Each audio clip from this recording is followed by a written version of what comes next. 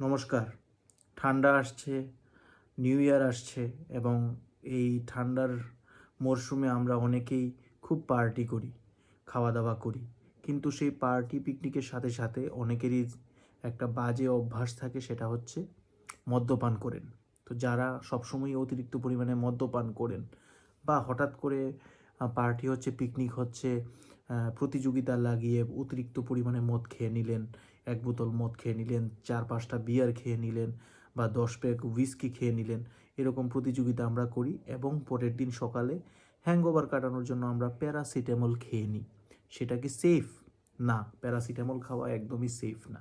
আমি আপনাদের একটা কথা বোঝাই যে আমরা যখন মদ্যপান করি, সেই মদকে বা অ্যালকোহলকে আমাদের মেটাবোলাইজ বা পরিপাচন করে লিভার, এবং মদ থেকে যে বিভিন্ন টক্সিক প্রোডাক্ট মানে খারাপ যে প্রোডাক্ট তৈরি হয়, সেই প্রোডাক্টগুলোকে লিভারের বিভিন্ন এনজাইম নিউট্রিলাইজ করে, বা সেটাকে আমরা বলি গ্লুটাথায়ন, যেটা আমাদের অ্যান্টিঅক্সিডেন্ট হিসাবে কাজ করে এবং মদ থেকে তৈরি হওয়া বিভিন্ন টক্সিক প্রোডাক্টস, সেই গ্লুটাথায়ন সেই জিনিসটাকে নিষ্ক্রিয় করে বা নিউট্রিলাইজ করে।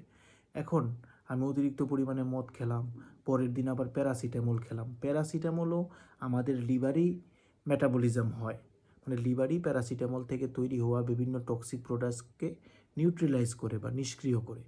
এখন আপনি মদ খেয়েছেন, আপনার শরীরে যে বিভিন্ন টক্সিক প্রোডাক্ট যে তৈরি হলো মদের কারণে, সেটাকে আমাদের লিভারের যে বিভিন্ন এনজাইম থাকে বা অ্যান্টিঅক্সিডেন্ট থাকে, সেই গ্লুটাথায়ন অলরেডি সেই মদ থেকে তৈরি হওয়া টক্সিক প্রোডাক্টকে নিষ্ক্রিয় করতে খরচ হয়ে গেছে। এখন সাথে আপনি প্যারাসিটামল খেলেন, তখন সেই সময় প্যারাসিটামল থেকে বিভিন্ন টক্সিক প্রোডাক্টস তৈরি হয়।